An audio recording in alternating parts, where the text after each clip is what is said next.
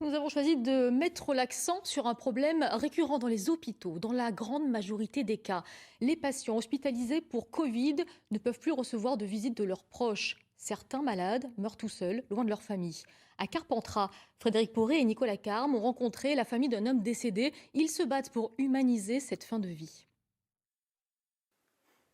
Tout a basculé pour cette mère et son fils il y a 3 mois quand Dominique Frémont contracte la Covid. Transféré et intubé dans une clinique d'Aix-en-Provence, il se réveillera une semaine plus tard. Des tests montrent même que le septuagénaire n'est plus contagieux. Pourtant, les siens ne le reverront plus jamais de son vivant. Pourquoi est-ce que les familles n'ont pas le droit de au moins faire un petit coucou derrière une vitre? Mais ça change tout.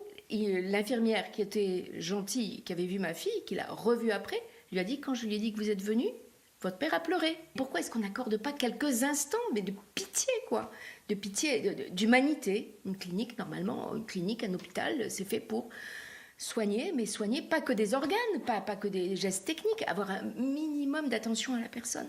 Et moi, vraiment, le dernier souvenir de mon mari vivant, c'est atroce, cette solitude, atroce. Anéanti par le chagrin et les questions, Laurent Frémont mène un combat contre un système de santé devenu inhumain à ses yeux.